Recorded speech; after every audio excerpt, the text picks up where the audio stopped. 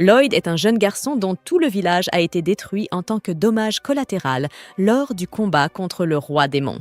On peut voir dans ses yeux qu'il a clairement été témoin de choses terriblement traumatisantes, et lorsque Merlin le trouve debout là, elle se sent coupable, car c'est son imprudence qui a mené à cette destruction. Pour expier sa faute, elle décide de recueillir Lloyd et de lui offrir un nouveau foyer chez elle. Et pendant qu'il vit avec elle, elle décide également de lui enseigner la magie. Le premier sort qu'elle essaie d'apprendre à Lloyd est le sort de flamme, et sa méthode d'enseignement consiste essentiellement à lui montrer le sort pendant environ 3 secondes, puis à lui dire qu'il ne dînera pas ce soir s'il n'est pas capable de le reproduire tout seul. Contre toute attente, le soir venu, Lloyd parvient finalement à créer une petite flamme dans sa main, mais lorsqu'il la montre à Merlin, au lieu de l'encourager, elle traite son feu de pumi et lui brûle les sourcils avec un mur de flammes pour ne pas l'avoir bien exécuté. Mais elle le laisse tout de même dîner puisqu'il a appris le sort. Le lendemain, Merlin change de sujet d'entraînement et annonce à Lloyd qu'il va apprendre la magie de l'eau aujourd'hui. Elle lui fait une petite démonstration en balayant le sol du pied, créant un petit jet d'eau. Elle demande ensuite à Lloyd de faire la même chose, mais après avoir essayé, tout ce qu'il parvient à faire est de rendre le sol légèrement humide. Il semble plutôt fier de lui, mais Merlin n'est pas impressionné. Alors elle lui verse une tonne d'eau dessus pour lui montrer à quoi ressemble la vraie magie de l'eau. Avec le temps, l'entraînement de Lloyd continue, lui faisant de son mieux pour apprendre les sorts et Merlin le punissant à chaque fois qu'il ne les exécute pas correctement. Mais il s'avère que ces méthodes d'apprentissage sont en réalité très efficaces, car arrivé l'hiver, les compétences magiques de Lloyd se sont tellement améliorées qu'il est désormais capable de créer une sculpture de neige représentant Merlin d'un simple mouvement de doigt. C'était un geste attentionné, et Merlin l'apprécie, mais elle ne veut pas casser son personnage. Alors elle prend le contrôle de la sculpture de neige et attrape Lloyd avec, tout en la faisant atteindre une hauteur de 30 pieds pour lui montrer à quoi ressemble une vraie manipulation de la neige. La sculpture s'effondre ensuite, et Lloyd tombe au sol. Mais à ce stade, ils se comprennent très bien tous les deux. Donc, dès qu'il se sort de la neige, il dit à Merlin qu'il va travailler plus dur sa magie, et elle lui sourit en guise d'approbation. Le temps passe encore, et un matin, Merlin est allongé sur son canapé avec une énorme gueule de bois, car elle a trop bu la veille. Lloyd vient la voir et lui demande si elle va bien, mais Merlin lui dit qu'elle se sent absolument horrible. Lloyd veut aider. Alors il pose sa main sur le front de Merlin et active sa magie blanche pour l'aider à se remettre de sa gueule de bois. Et après quelques secondes, Merlin se sent soudainement beaucoup mieux. Elle se redresse d'un coup et serre Lloyd dans ses bras en le remerciant de l'avoir soigné. Mais maintenant qu'elle est de nouveau sur pied, elle déclare qu'il est temps de reprendre l'entraînement magique, alors elle entraîne Lloyd dehors une fois de plus. Les choses continuent ainsi pendant des années, mais un jour, Merlin reçoit un livre par la poste qui la rend très inquiète. À ce moment-là, Lloyd frappe à sa porte pour lui dire que le dîner est prêt. Alors elle lui répond qu'elle arrive et commence à ranger le livre. Cependant, en le faisant, elle laisse accidentellement tomber le livre devant Lloyd. Alors il se penche pour le ramasser et dès que ses mains touchent l'ouvrage, toutes sortes d'informations envahissent son esprit en un instant. Lloyd s'évanouit à cause de ce déferlement soudain de données et lorsque Merlin comprend ce qui s'est passé, elle est stupéfaite, car Lloyd possède les qualités de l'élu. Elle l'emmène dans son lit pour l'instant, mais s'il est vraiment l'élu, alors elle ne peut pas le laisser commettre les mêmes erreurs qu'elle. Elle embrasse son front et une faible lueur reste derrière elle lorsqu'elle place un sort sur lui, car elle ne peut pas laisser Lloyd devenir trop sûr de lui comme elle l'a été. Le lendemain, l'entraînement de Lloyd se poursuit. Et cette fois, Merlin l'emmène dans la forêt pour qu'il puisse s'exercer à la magie blanche. Lloyd l'utilise sur un seul fruit pour le faire mûrir et le rendre juteux, et Merlin le félicite pour son bon travail, mais elle veut aussi lui montrer qu'il lui reste encore beaucoup de chemin à parcourir.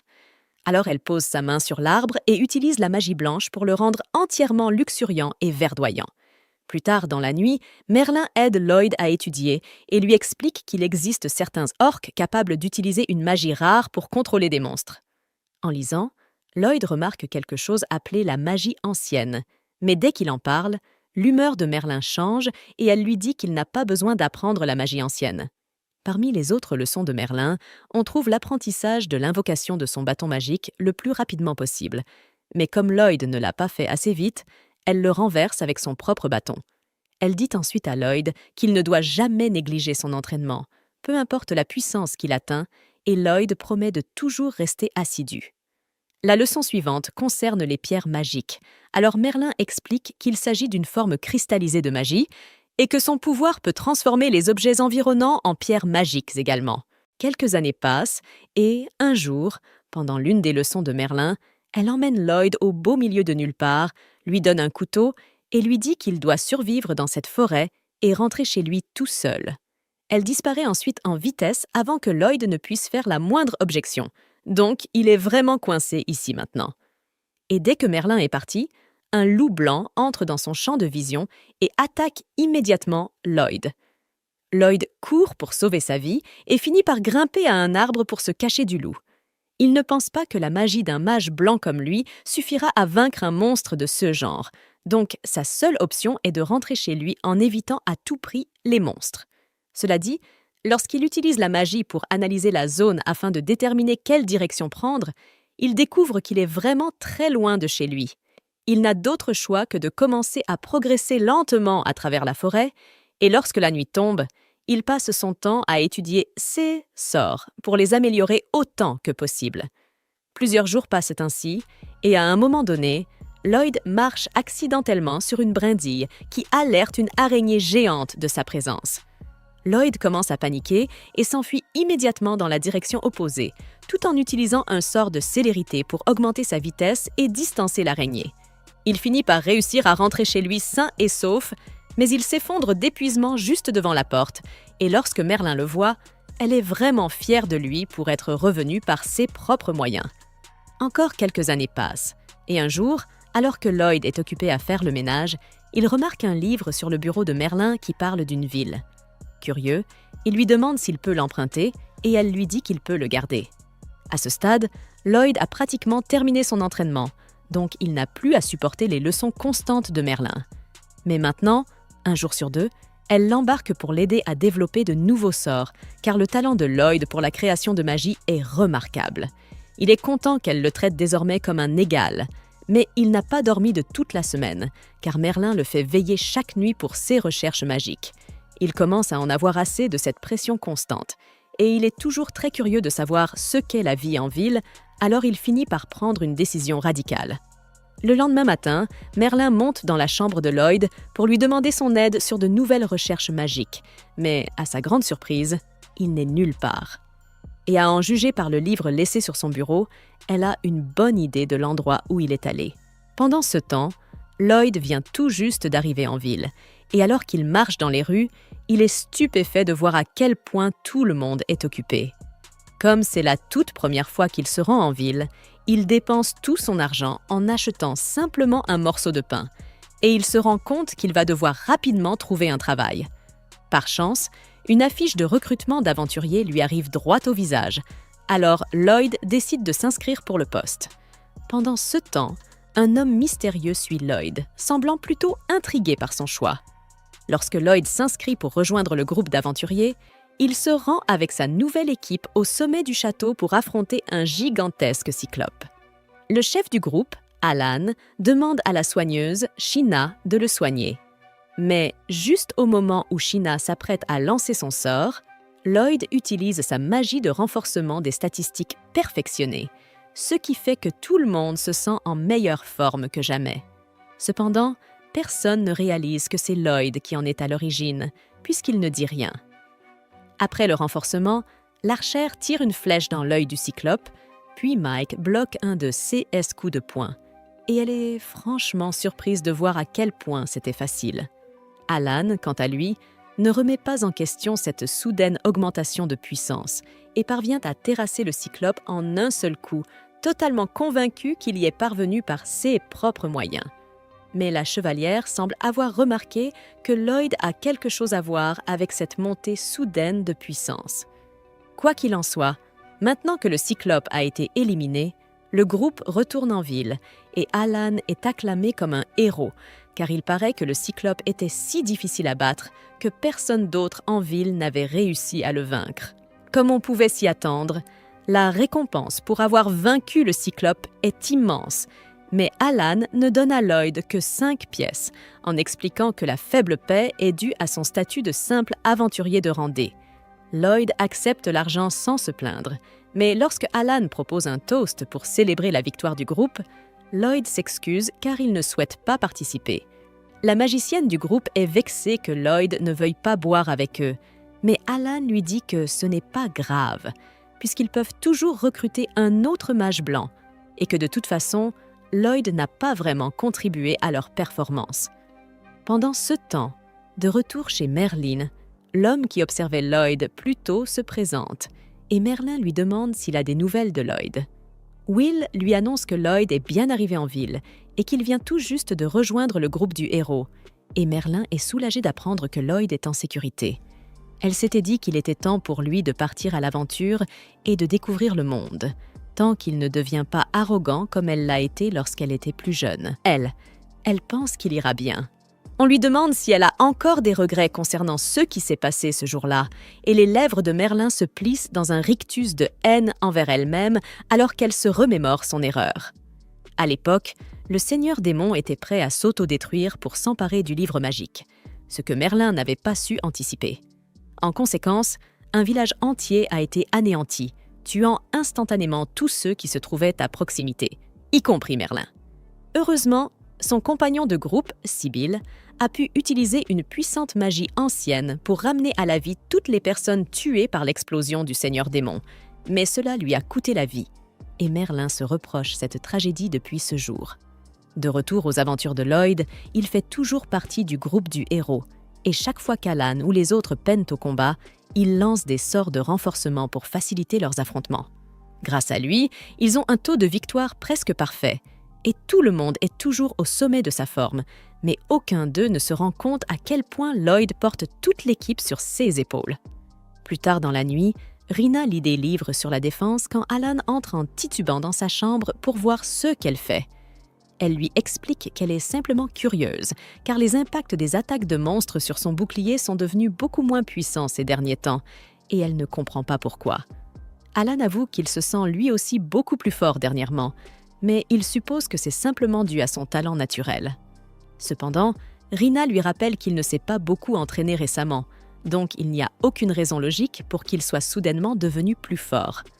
Pendant ce temps, dans la forêt, cette nuit-là, un groupe de gardes termine sa ronde nocturne quand, tout à coup, l'un d'eux pousse un cri de douleur. L'autre lève les yeux et aperçoit un gigantesque golem qui se tient juste au-dessus de lui. Et à ce moment-là, il comprend qu'il va vraiment mourir, à cause d'un travail payé au salaire minimum. Le lendemain matin, le capitaine des gardes rencontre Alan pour lui demander de l'aide. Il lui explique que les gardes qui étaient de patrouille cette nuit-là ont été tués de manière brutale. Alan accepte immédiatement la demande, pensant qu'il sera facile de vaincre un golem. Plus tard dans la journée, ils se rendent sur le site de l'attaque et, grâce à la magie de pistage de Lloyd, ils parviennent à localiser le golem dans une grotte derrière la cascade. Comme Lloyd continue de soutenir tout le monde, ils réussissent facilement à vaincre le golem, mais un démon se trouve à proximité et en crée un nouveau à partir des rochers du plafond. Lloyd observe de plus près le démon et réalise qu'il utilise son bâton et une pierre magique pour contrôler le golem, et les pierres magiques sont extrêmement dangereuses. Il doit donc agir rapidement avant que les choses ne dégénèrent. Il lance un sort d'amélioration de la précision et ordonne à Lulu de tirer une flèche sur le démon. Lulu est un peu surprise par cet ordre soudain, surtout que le démon est caché derrière un mur, mais elle obéit quand même, et sa flèche atteint miraculeusement sa cible. Lloyd ordonne alors à Mia de téléporter le bâton jusqu'à lui, et dès qu'elle le fait, Lloyd lance un sort pour en sceller le pouvoir. Alan commence à s'énerver en voyant que Lloyd donne des ordres aux autres alors qu'il est censé être le chef. Il essaie donc d'affirmer son autorité en fonçant pour porter le coup final au golem. Lloyd ne veut pas le laisser mourir, alors il lance un sort d'accélération sur lui-même et court en avant pour pousser Alan hors de danger, juste avant que le golem ne lui écrase la tête. Mais Alan ne reconnaît même pas le fait que Lloyd vient de lui sauver la vie. Au lieu de ça, il lui crie dessus pour s'être mis en travers de son chemin. Alan achève ensuite le golem, et lorsqu'ils retournent en ville, il renvoie Lloyd du groupe sous prétexte qu'il l'agace. Il l'accuse également de ne jamais rien faire pour aider l'équipe. Et à cause de toutes les années où Merlin lui a répété que ses compétences n'étaient pas suffisantes, Lloyd est naturellement convaincu que le problème vient de lui. Il accepte donc de quitter le groupe sans faire d'histoire et, au cours des jours suivants, il tente de trouver une nouvelle équipe à rejoindre. Mais c'est très difficile, car la plupart des groupes sont déjà complets et les mages blancs ne sont pas très recherchés. Cependant, par chance, une fille nommée Yui a justement désespérément besoin d'un mage blanc, et dès qu'elle trouve Lloyd, elle lui saisit la main et le supplie de rejoindre. En revenant un peu en arrière, Lloyd errait dans les rues de la ville, encore marqué par la douleur d'avoir été expulsé du groupe par Alan. Ce jour-là, le chef avait eu l'audace de lui reprocher de se cacher derrière ses coéquipiers, laissant tout le travail de guérison à Sheena. Aussi étrange que cela puisse paraître, Lloyd lui-même admet qu'à cette époque, il n'était pas si fort que ça. Alors, tout bien considéré, il avait plutôt bien encaissé le rejet. Sur son chemin, il passa devant une fontaine ornée d'une petite statue représentant astérisque L astérisque, ce qui lui rappela à quel point elle était incroyable. Il y avait eu un moment où elle lui avait dit qu'il n'était pas prêt à affronter les choses seul, et maintenant, il comprenait. Elle avait raison. Pendant ce temps, le groupe censé recruter le mage blanc s'était réuni pour une mission, infiltrer la forteresse en bois d'un gang appelé le Asterisk Dirty Block Asterisk. La fille aux cheveux roses semblait confiante, mais même elle savait que cette quête de haut rang n'allait pas être facile, ce qui mettait le reste du groupe mal à l'aise. Certes, ces aventuriers étaient forts, mais leurs ennemis étaient nombreux, expérimentés et incroyablement bien organisés. Ce ne serait pas un combat facile. Et pourtant, les assaillants ne s'étaient pas déplacés pour rien. Ils étaient eux aussi très bien coordonnés. Quand la mage avait besoin d'une couverture, l'archère éliminait ses cibles sans la moindre hésitation. Quand la guerrière allait être prise à revers, le tank surgissait pour lever son immense bouclier à temps et la protéger. Et, cerise sur le gâteau, une coéquipière placée à l'arrière renforçait constamment ses alliés. Avec un simple sort d'amélioration physique, ils avaient réussi à prendre l'avantage et à vaincre l'ennemi, réalisant que tout s'était effondré du côté adverse. Le chef survivant du gang tenta de planifier une fuite, mais il se retrouva vite acculé par les aventuriers qui portaient tous l'insigne de son rang. N'ayant plus aucune issue, le chef décida de tout miser sur une dernière chance. Il invoqua un gigantesque golem de pierre pour affronter les aventuriers. Il savait bien que contre un corps aussi rocailleux, les sorts et les flèches seraient peu efficaces. Alors la guerrière de la ligne de front, toujours la première à intervenir, s'élança de nouveau pour défendre. Elle porta un coup d'épée solide à la tête du golem, y laissant une petite fissure. Mais ce n'était pas suffisant pour le ralentir, pas même d'un instant. Elle appela Chrome pour qu'elle lui lance un sort d'enchantement physique. Une fois le sort activé, elle replongea dans la mêlée et donna un second coup vertical. Cette fois, le golem fut tranché net en deux, comme s'il était fait de beurre. Une fois la poussière retombée, Chrome s'excusa d'avoir perdu sa concentration pendant le combat, se demandant si elle méritait vraiment sa place dans un groupe de si haut niveau. Mais la guerrière la rassura, lui disant qu'il n'y avait pas de quoi s'inquiéter. Tout le monde comprenait que Chrome traversait une période difficile, surtout avec sa sœur Sylvie, qui vivait aussi un moment compliqué. Dans la scène suivante, on revient au moment où Lloyd se fait refouler par l'archère au sein de la guilde des aventuriers, juste avant que la fille aux cheveux roses n'arrive en trombe. Désespérée de trouver un mage blanc, la réceptionniste pensait que les critères pour rejoindre une équipe de rang S rendaient presque impossible pour quelqu'un de postuler. Mais les membres du groupe étaient prêts à accepter à peu près n'importe qui à ce stade. Ainsi, Lloyd, qui était simplement là à chercher une équipe, fut désigné par la réceptionniste, puis pratiquement traîné hors de la guilde par la fille. Elle le tira littéralement par le bras jusqu'à ce qu'il rejoigne le reste du groupe. Tous furent surpris de voir Yui revenir aussi vite de sa chasse aux mages blancs, d'autant plus qu'elle ne connaissait même pas le nom du garçon. Yui lui demanda de se présenter, et Lloyd, un peu mal à l'aise, dit son nom. Yui fit alors les présentations. Dagas, le porteur de bouclier. Cross, l'archer. Silica, la mage.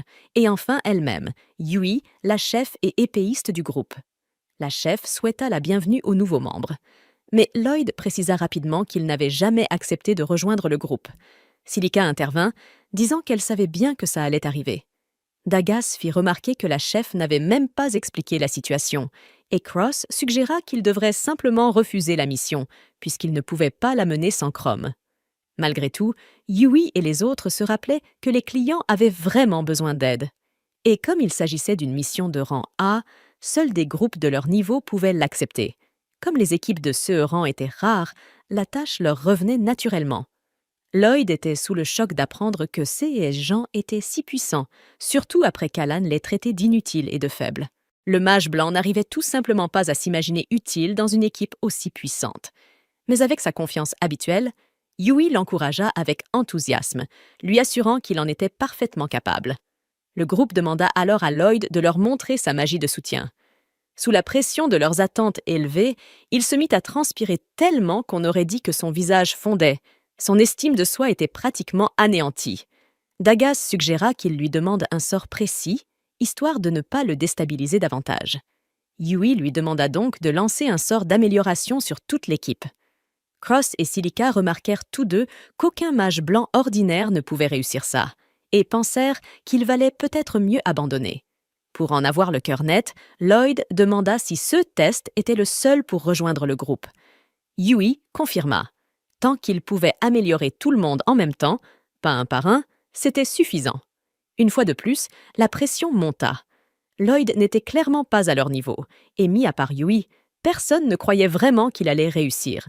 Pourtant, Lloyd inspira profondément, se prépara et tendit la main vers son bâton. Soudain, tous virent avec stupeur son bâton se matérialiser dans les airs.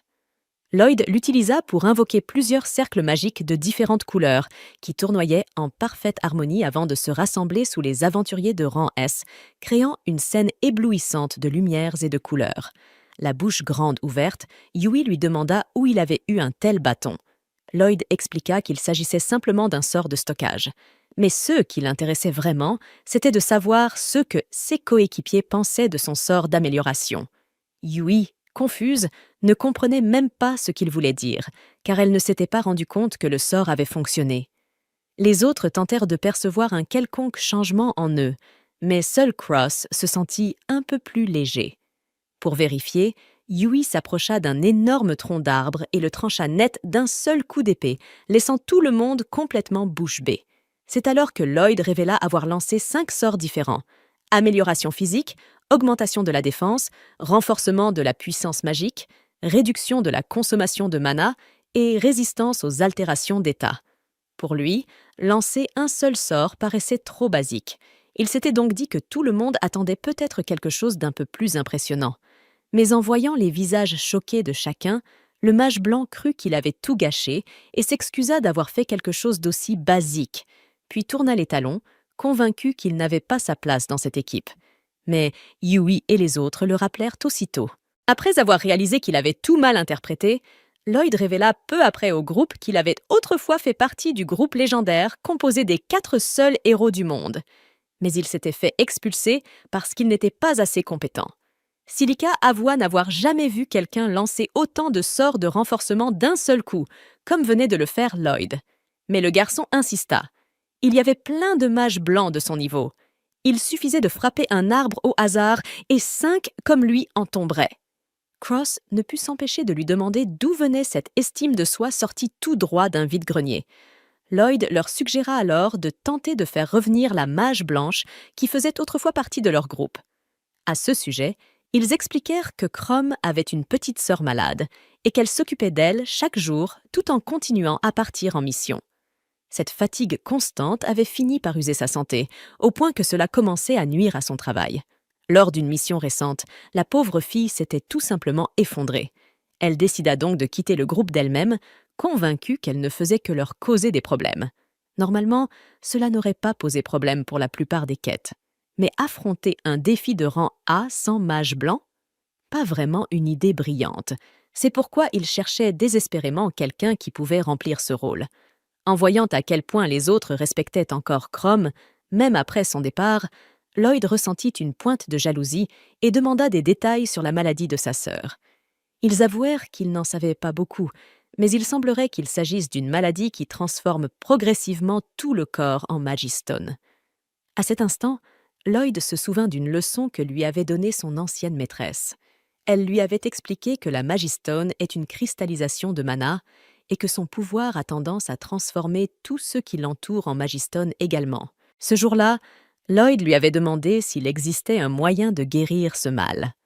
En y repensant maintenant, il demanda à être conduit chez Crom. Quelque temps plus tard, le mage blanc arriva à la maison de son ancienne coéquipière, accompagné de l'actuel chef du groupe. Il alla droit au but, demandant des nouvelles de la petite sœur de Crom. Crom expliqua qu'elle avait l'habitude d'aventurer aux côtés de Sylvie, sa sœur, mais que cette dernière avait été blessée au cours d'un combat, ce qui l'avait laissée inconsciente. Pour vérifier les symptômes, Lloyd est conduit dans la chambre où repose Sylvie. Dès que la porte s'ouvre, il ressent une puissante vague de mana sombre envahir toute la pièce.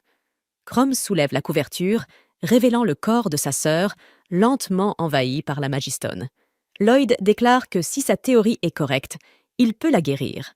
Crom, encore incrédule, fait remarquer que même des mages très avancés n'ont pas réussi à faire cela. Mais Lloyd reste confiant. Il explique que la cause pourrait être une coupure que Sylvie aurait subie avec une Magistone d'une pureté extrême. Il demande si elle s'est blessée dans une grotte riche en mana, et Crom confirme. Elles étaient en mission pour extraire de la Magistone, et sa sœur s'était coupée sur le côté. En entendant cela, Lloyd comprend immédiatement ce qui s'est passé. Le mana est entré dans la plaie et s'est répandu dans tout son corps, exactement comme son mentor lui avait enseigné. Peu importe qui est ce garçon ou qui est son maître, Crom est désespéré de sauver sa sœur et accepte de le laisser tenter sa chance. Lloyd s'approche de la patiente, lève son bâton et émet une lumière qui entre en conflit direct avec le mana sombre entourant le corps de Sylvie. La pression est si intense qu'il doit faire une pause un instant. Il explique qu'il utilise une version inversée du sort de transfert de mana, aspirant le mana hors du corps de Sylvie, réécrivant ainsi le sort à la volée.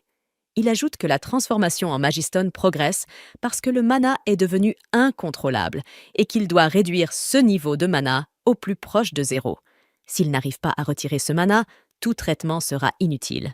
Lloyd commence alors à utiliser aussi de la magie curative, mais pas n'importe quel sort de soin, une version modifiée, cassée, qui consomme presque aucun mana, lui permettant d'absorber encore plus de mana de Sylvie, tout en la soignant en même temps. Au milieu de tout cela, Yui demande si ce qu'il fait est vraiment difficile, et Crom répond que « difficile » ne suffit même pas à décrire ça. Ce que fait ce mage, utiliser des sorts qu'il a lui-même créés et en lancer 2 types en même temps, est déjà impressionnant en soi. Mais ce qui est vraiment stupéfiant, c'est que Lloyd possède l'endurance et la force mentale nécessaires pour supporter un tel flux de mana à travers son propre corps. Aucun humain ordinaire ne pourrait faire une chose pareille. Peu à peu, le processus de guérison se poursuit, et Yui observe avec émerveillement les parties du corps de Sylvie qui étaient en train de se transformer en Magistone, revenir progressivement à la normale. Bientôt, lorsque son corps est complètement restauré, Lloyd arrête le sort et se met à halter, complètement épuisé. Sylvie finit par se réveiller, découvrant le visage en larmes de sa sœur à son chevet, une scène qui arrache un sourire à la fois à Lloyd et à Yui. Après cette épreuve miraculeuse et périlleuse, Crom remercie sincèrement Lloyd pour son aide, lui promettant qu'elle reprendra un jour l'aventure aux côtés de sa sœur, une fois que Sylvie sera totalement remise. Avant que Lloyd ne parte, Crom lui confie qu'elle est convaincue qu'il peut parfaitement diriger le groupe, car il a déjà prouvé de quoi il est capable. Mais Lloyd lui rappelle qu'il n'est même pas officiellement membre, qu'il n'a tout simplement pas le niveau pour ça selon lui. Le soir venu, l'équipe de rang S se réunit à nouveau pour célébrer la bonne nouvelle. Sylvie, la sœur de Crom, est enfin guérie de sa terrible maladie de Astérisque Magistone Astérisque. Tout cela grâce à un jeune mage blanc débutant qui s'est révélé bien plus talentueux que ceux que tout le monde imaginait. Malgré cet exploit incroyable, Lloyd reste humble, affirmant qu'il n'a rien fait d'exceptionnel. En plus de cela, il ne peut s'empêcher d'être un peu déçu que Crom n'ait pas encore réintégré le groupe. Mais l'équipe est simplement heureuse que leur ami ait droit à un nouveau départ, ce qui rend Lloyd d'autant plus conscient de la différence avec la manière atroce dont il avait été traité par son ancien groupe. Alors que la célébration bat son plein, Dagaz pose une question à brûle-pourpoint. « Si vous pouviez renaître, que voudriez-vous devenir ?» Silica admet qu'elle aimerait se marier. Yui dit la même chose, mais ajoute qu'elle veut aussi devenir une grande héroïne, avec ce groupe. Soudain, Lloyd les interrompt et demande s'il peut rejoindre officiellement l'équipe. Instantanément, il est évident que tout le monde est d'accord pour accueillir ce nouveau coéquipier, et la chef propose même d'organiser une fête de bienvenue pour lui. Fidèle à sa nature modeste, le mage blanc ne pense pas que ce soit nécessaire, mais Yui le pousse littéralement à accepter. Voyant ça, les autres se moquent d'elle, disant qu'elle veut juste une excuse pour boire jusqu'à plus soif, ce à quoi Yui répond en s'énervant, jurant que ce n'est absolument pas vrai. Sans perdre une seconde, l'équipe se réunit pour fêter l'événement, et Lloyd est profondément touché par le festin que ses compagnons ont préparé en son honneur. Sans faire preuve d'une humilité excessive, il se jette sur la nourriture avec un enthousiasme sincère, ne refusant aucun plat. Il fait l'éloge de la qualité des produits locaux, mais ses camarades restent un peu perplexes. Après tout, ce restaurant n'est que moyen, selon les standards de la ville. Pourtant, en savourant chaque bouchée, Lloyd se rappelle que les choses n'ont pas toujours été aussi riches à l'époque de sa jeunesse. Alors qu'il s'entraînait avec son maître, ses amis, intrigués, lui demandent ce qu'il veut dire par là. Il leur explique alors qu'il avait un mentor qui lui avait enseigné la magie. Elle cuisinait uniquement avec des herbes du jardin et des champignons sauvages. La viande était un luxe rare. Curieux, tout le monde veut en savoir plus sur cette mystérieuse maîtresse. Lloyd confie qu'elle était spécialisée dans la magie offensive. Il n'était d'ailleurs pas rare qu'une de ses expériences finisse en explosion par accident. Malgré tout, elle lui avait aussi transmis quelques sorts de soutien, car elle était bien plus talentueuse que lui dans tous les domaines. Séduite par cette description, Silica envisage de lui demander des conseils un jour. Mais Lloyd l'avertit aussitôt. Côtoyer cette magicienne, c'était risquer sa vie quotidiennement. Cross en déduit qu'elle devait être plutôt stricte, mais Lloyd admet qu'elle avait également un côté doux. Malgré sa maladresse et ses méthodes parfois dangereuses, elle possédait une vraie bonté qui transparaissait. C'est alors que la chef d'équipe annonce qu'il est temps de discuter stratégie. Mais avant toute chose, tout le monde s'accorde à dire qu'il faut d'abord mettre le nouveau au courant des détails de la mission. Yui, qui n'est pas doué pour les explications, tente de passer la responsabilité à Dagas. Celui-ci lui rappelle qu'elle est officiellement la leader, mais comme elle se défile, il accepte de prendre le relais. Le porteur de bouclier expose alors la situation. Leur objectif est d'éliminer des groupes de monstres qui ravagent les fermes des environs. Apparemment, il ne s'agit pas d'un seul type de créature, mais de plusieurs races différentes qui unissent leurs forces. Une alliance inédite, jamais vue auparavant par les aventuriers. Face à un tel nombre d'ennemis, Cross admet que Yui et lui auront fort à faire. Et le capitaine ajoute que, dans ce genre de moment, il compte énormément sur les sorts de zone de Silica. Malgré tout, la magicienne précise qu'elle ne peut pas se permettre de manquer de mana en plein combat crucial et qu'elle comptera donc sur les autres pour l'aider à économiser son énergie. C'est alors que Yui demande à Lloyd s'il peut utiliser de la magie offensive. Il répond que oui, bien que ses sorts d'attaque ne soient pas aussi puissants que sa magie de soutien. Dagas prend l'initiative de répartir les rôles de chacun. Lui et Yui attireront l'attention des monstres en premier, afin de permettre à Silica de les anéantir d'un seul coup. Pendant ce temps, Cross restera en arrière pour protéger Silica et Lloyd, qui se chargera des améliorations et des soins. Silica avoue qu'elle est impatiente de voir la magie de soutien de Lloyd en action, mais ce dernier préfère les prévenir qu'il ne faut pas s'attendre à quelque chose de spectaculaire. Cette remarque fait un peu retomber l'enthousiasme du groupe. Yui lui reproche même de manquer de confiance en lui, mais Lloyd lui rappelle qu'il a été expulsé de l'escouade des héros pour incompétence.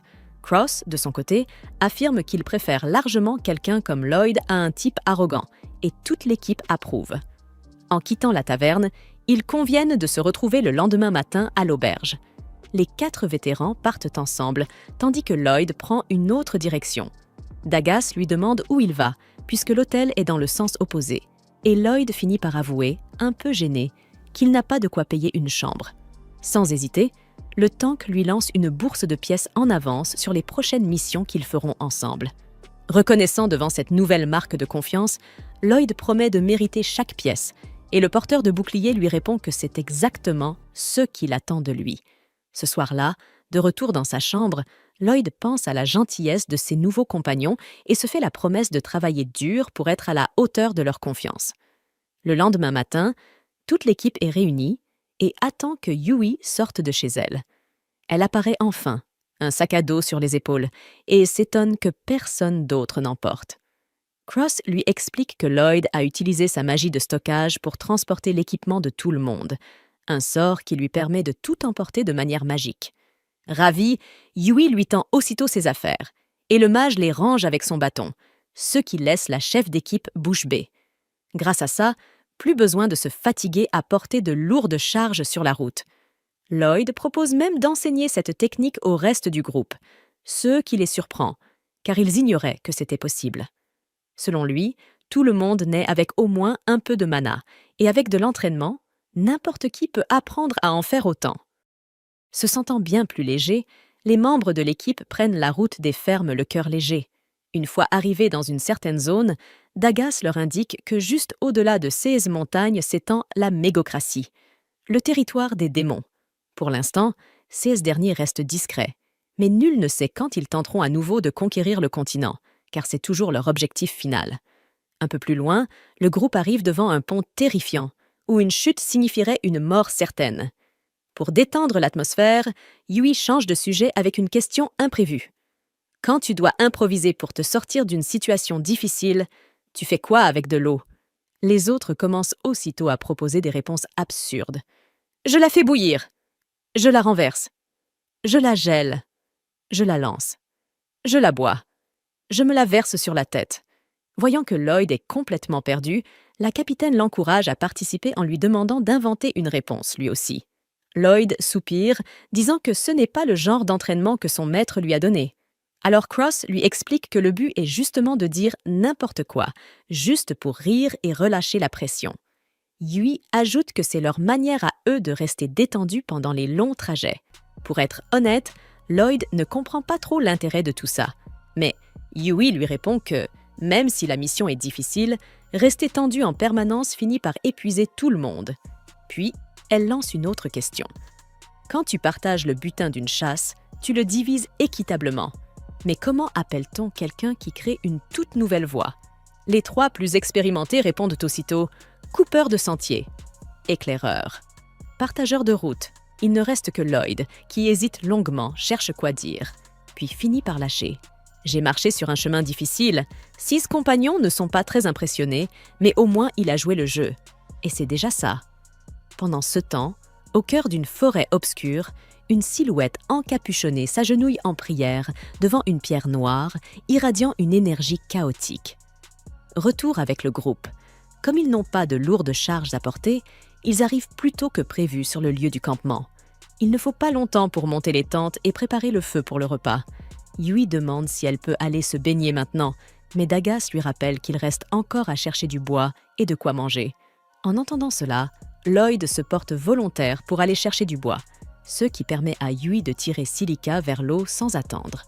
Un peu plus tard, après avoir ramassé quelques branches au sol, Lloyd estime qu'il en a assez pour rentrer. Alors qu'il range les bûches, Lloyd aperçoit des fruits identiques à ceux que son maître faisait pousser par magie. Curieux, il en croque un, puis décide d'en cueillir un bon tas pour les ramener à l'équipe. Mais soudain, un cri de fille retentit. Sans hésiter, il se précipite vers la source du bruit. Au bord de la rivière, là où Yui et Silica prenaient leur bain, une immense créature aquatique surgit avec menace. Lloyd la reconnaît immédiatement, un basilic. Profitant de l'eau pour accélérer, le serpent fonce sur les 2 filles avec une telle vitesse qu'il est clair qu'elles n'ont aucune chance de s'échapper à temps. Elles essaient de battre en retraite autant que possible, mais honnêtement, la situation semble désespérée. Heureusement, Lloyd arrive juste à temps pour lancer un sort offensif sur le basilic, détournant son attention et permettant aux filles de nager jusqu'à la rive. Il fait apparaître leurs armes depuis son sort de stockage et les leur lance, puis leur jette un sort de soutien pour renforcer leur capacité. Alors que le basilic s'élance vers lui, Yui surgit et tranche la bête en 2 d'un coup net. Mais même blessée, la créature refuse de mourir sans combattre. Voyant que le danger persiste, Silica invoque une boule de feu et réduit la bête en cendres dans une explosion flamboyante. Tandis que Yui laisse exploser sa joie, Silica reste bouche bée, se demandant d'où lui est venue une telle puissance magique. Leur capitaine remercie le mage blanc pour son aide. Sans lui, elles auraient fini dans l'estomac du monstre, puis lui demande de ranger son épée. Elle désigne la rive opposée, là où elle avait laissé le fourreau. Mais dans son geste, sa serviette glisse. Elle pousse alors un cri assourdissant. Elle est complètement nue! Plus tard, toute l'équipe se réunit pour apprendre la magie de stockage. Mais Yui, rouge écarlate, n'ose même plus croiser le regard de qui que ce soit, avec une grosse marque rouge sur la joue de Lloyd. Ce dernier tente de leur expliquer. Il suffit de créer un espace entre les paumes et d'y placer un objet. Honnêtement, personne ne comprend vraiment, mais chacun tente l'expérience. Voyant que cela ne mène nulle part, Lloyd s'excuse de ne pas être un meilleur professeur et d'être aussi inutile. Dagas lui dit de ne pas se dévaloriser autant et Cross rappelle qu'ils débutent tous dans ce domaine. Touché par leur patience et leur bienveillance, Lloyd finit par esquisser un sourire sincère. Silica, elle, a l'idée de prononcer simplement le mot * stockage * à voix haute. Et là, la magie opère dans ses mains. Il s'avère que tout ce qui leur manquait, c'était une incantation. Ils ne sont pas encore comme Lloyd, bien sûr, mais grâce à cette nouvelle technique, ils font déjà de gros progrès avant même la fin de l'après-midi. Silica réussit à ranger son bâton grâce à la magie de stockage, sous les applaudissements de S.A. compagnons.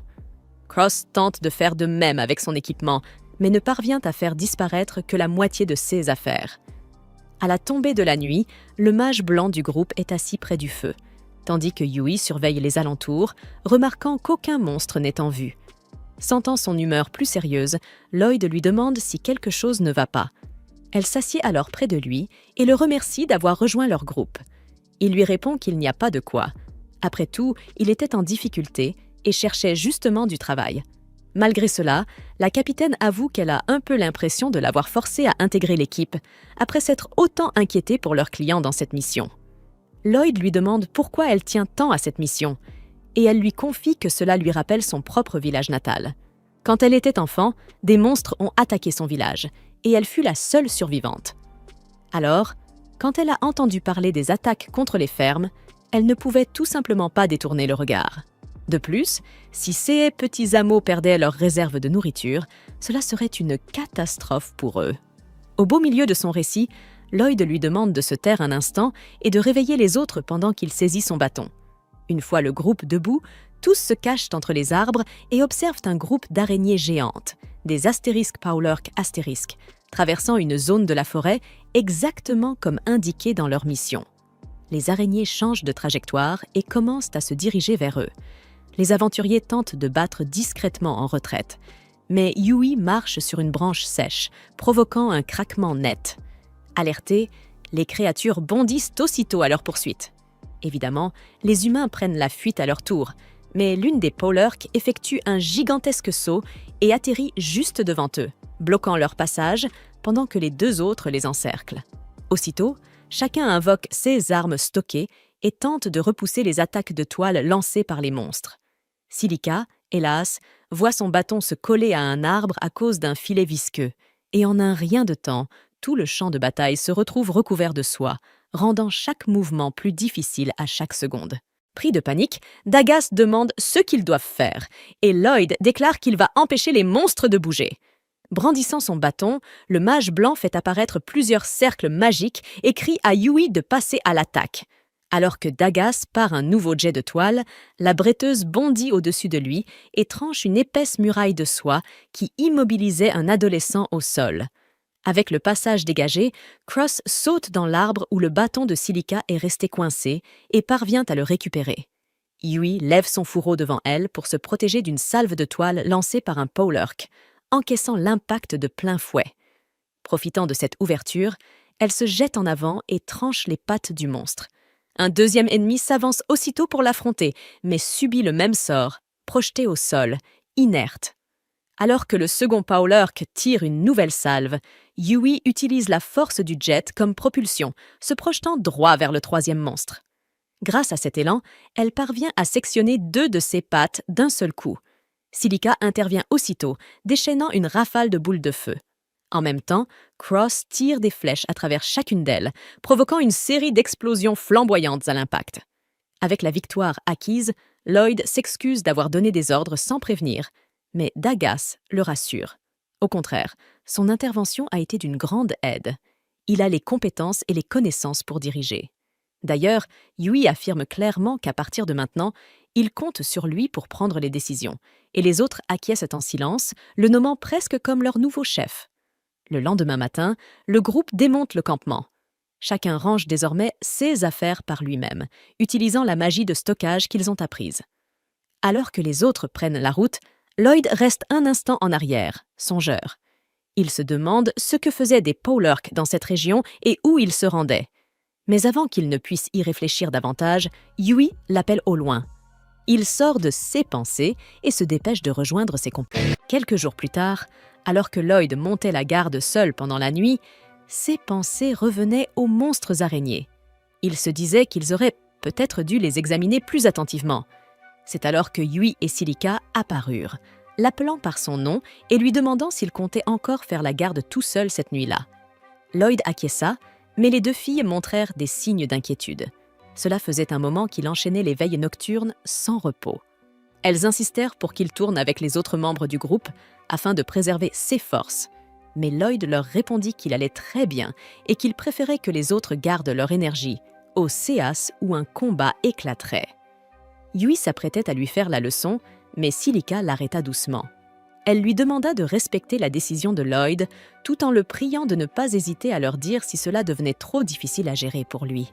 Pendant ce temps, depuis leur tente, Cross et Dagas observèrent la scène, inquiets face à l'obstination de Lloyd. Le lendemain, le groupe reprit la route. Lors d'une pause, Lloyd tenta de détecter la présence de monstres à proximité. Rassuré par l'absence de danger, il fut interrompu par Yui qui arriva en courant, curieuse de savoir ce qu'il faisait. Il lui expliqua qu'il utilisait un sort de détection, une magie capable de localiser les monstres ou d'autres menaces dans les environs. Surprise, Yui avoua qu'elle n'avait jamais entendu parler de ce sort auparavant. Lloyd précisa que sa portée n'était pas très large, mais que c'était déjà mieux que rien.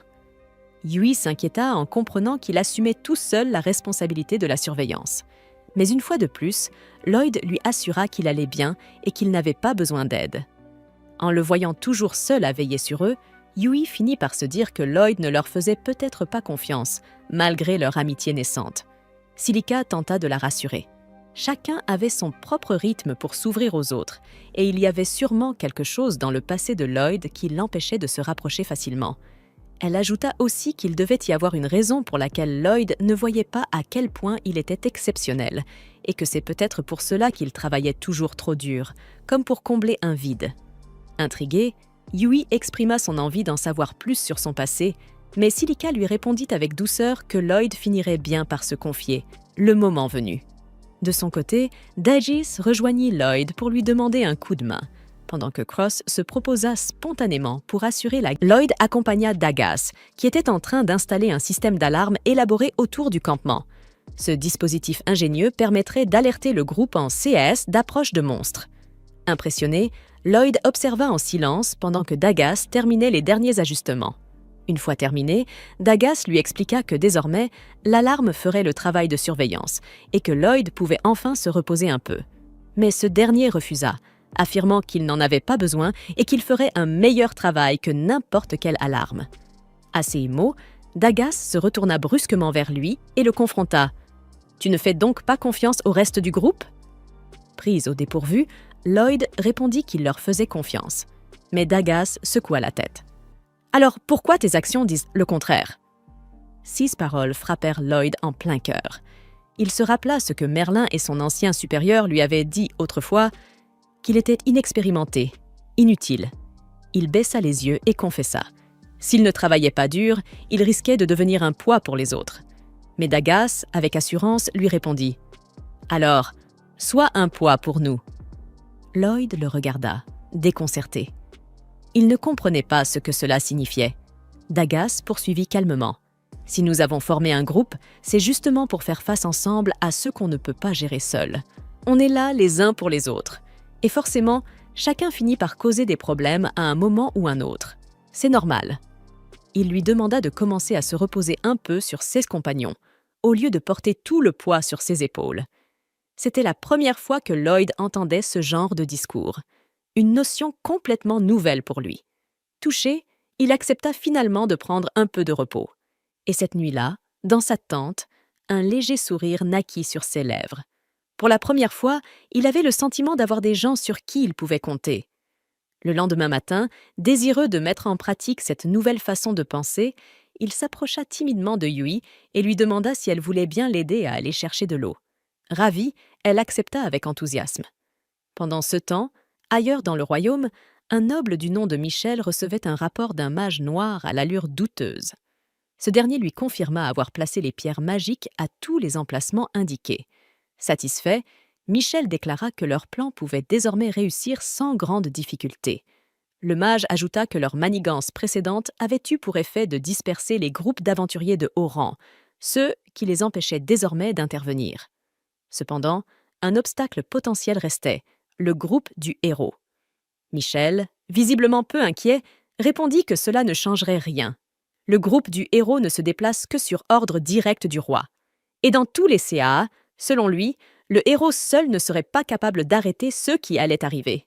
De retour dans la forêt, Lloyd et son groupe trouvèrent étrange l'absence totale de monstres autour d'eux. Intrigué, Lloyd décida d'élargir la portée de son sort de détection, et il parvint à localiser un groupe de monstres à environ 10 km devant eux. Cross fit remarquer que cela devait être très proche des fermes vers lesquelles ils se dirigeaient. Mais avant que Lloyd ne puisse donner plus de détails, Yui s'interposa brusquement dans la conversation, les yeux écarquillés. « Attends une seconde! Tu peux vraiment détecter des choses dans un rayon de 10 km ?» Lloyd hocha simplement la tête. À cette réponse, Yui explosa. La veille encore, il lui avait affirmé que sa portée n'était pas très grande. Lloyd, visiblement confus, lui répondit que 10 km, ce n'était pas si grand que ça. Face à cette remarque, Yui se mit à crier, complètement hors d'elle. Mais les autres membres du groupe lui demandèrent de se calmer et de se concentrer sur le vrai problème. Le groupe se précipita alors vers l'emplacement des monstres pour découvrir avec horreur qu'ils avaient déjà atteint les terres agricoles qu'ils étaient censés défendre. Devant eux, une immense meute de loups monstrueux occupait les lieux. Mais ce n'était pas la seule chose qui inquiétait Lloyd. C'était aussi le seul endroit où il avait détecté des monstres. Où étaient passées les autres créatures de la forêt? Cela n'avait aucun sens. Le reste du groupe partageait son inquiétude. Habituellement, les monstres restaient dans leur territoire. Ils n'avaient aucune raison de se déplacer en masse. Alors qu'il tentait de comprendre, Cross aperçut quelque chose d'étrange au milieu de la meute. Les autres ne voyaient rien. Leurs yeux n'étaient pas aussi perçants que les siens. Lloyd lança alors un sort de vision télescopique sur lui-même, et il distingua enfin ceux dont parlait Cross. Une pierre noire étrange, plantée au centre de la horde. Il partagea alors le sort avec les autres membres du groupe. Chacun put enfin voir la pierre. Dagas fronça les sourcils. Cela ressemblait à une pierre magique. Silica, quant à elle, fut troublée par l'aura noire qui en émanait. Lloyd supposa que c'était du mana qui s'en échappait. Mais ce mana lui semblait étrangement familier, semblable à celui des hommes-bêtes. C'est alors qu'un souvenir lui revint. Merlin lui avait parlé un jour d'un sort spécial utilisé par les hommes-bêtes, capable de contrôler les monstres. Et cette pierre semblait faire exactement cela. Lloyd relança immédiatement son sort de détection et découvrit avec effroi qu'un autre groupe massif de monstres se rapprochait d'eux. Tout s'éclairait peu à peu. La pierre magique était bien la cause de tous leurs ennuis. Mais pourquoi? Quel but poursuivait celui qui l'avait placé là? Alors que les membres du groupe commençaient à envisager une retraite stratégique, Yui refusa catégoriquement. « Si on fuit maintenant, les monstres détruiront les champs. Je ne laisserai pas ça arriver !» Sa détermination était claire, et elle venait de poser la question que tous hésitaient encore à affronter. Dagas approuva à son tour. Fuir dans une telle situation ne serait pas chose facile. Mais Silica, elle, doutait franchement de leur chance de victoire. Pour elle, ce combat était perdu d'avance. Soudain, Lloyd prit la parole avec détermination. Il déclara qu'ils allaient se battre et qu'ils pouvaient gagner, à condition de suivre son plan. Il expliqua que leur première priorité devait être de détruire la pierre magique.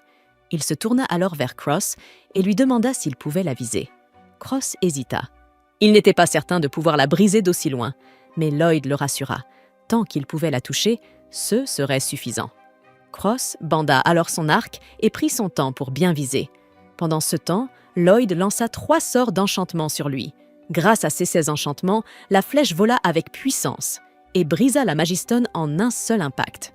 Stupéfait, Cross lui demanda comment il avait fait cela. Lloyd répondit calmement qu'il avait enchanté à la fois lui, son arc et ses flèches, une procédure standard, selon lui.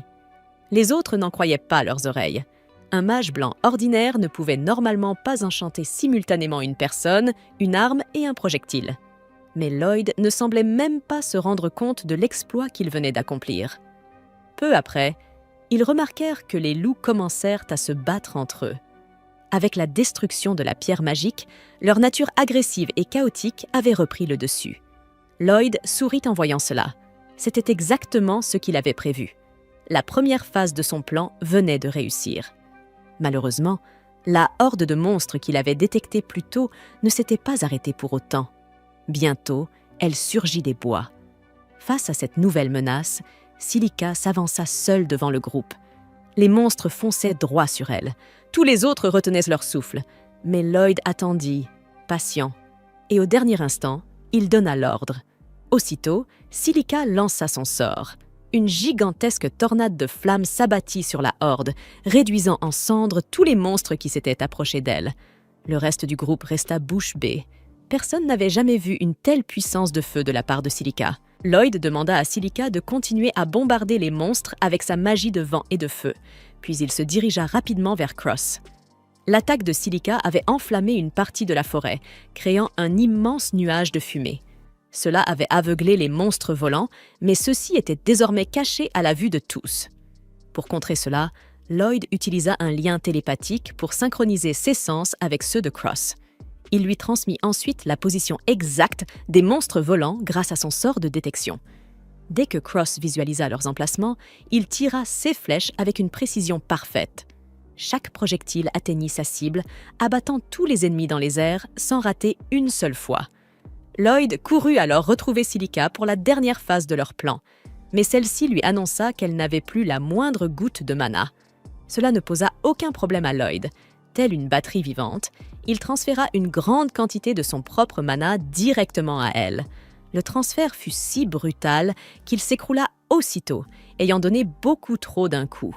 Allongé au sol, il dit à Silica de ne pas s'inquiéter pour lui et de se concentrer sur le sort suivant. Silica acquiesça, leva les bras au ciel et lança un sort de pluie. Rapidement, l'averse éteignit les flammes qui menaçaient de se propager dans toute la forêt, évitant ainsi une catastrophe écologique. Mais l'effort fut trop grand. Elle aussi tomba au sol, complètement vidée de son énergie. Heureusement, Daga se précipita à temps pour la rattraper. Yui la félicita chaleureusement. Elle avait accompli un travail formidable. Désormais, elle et Dagas allaient s'occuper des monstres restants. Tandis qu'ils se lançaient dans la mêlée finale pour nettoyer le champ de bataille, Silica et Lloyd purent enfin reprendre leur souffle. Mais à peine quelques instants plus tard, Lloyd s'effondra à nouveau, murmurant qu'il devait encore s'améliorer. Il ne devrait pas être fatigué après si peu d'efforts. Peu après, Yui et les autres revinrent, ayant éliminé les derniers monstres. Mais alors qu'ils venaient s'assurer que Lloyd allait bien, celui-ci se releva difficilement et leur annonça une nouvelle inquiétante. Son instinct lui soufflait que cet endroit n'était qu'une diversion. Le véritable objectif, c'était la ville d'Ishtar. Il fallait s'y rendre sans perdre une seconde.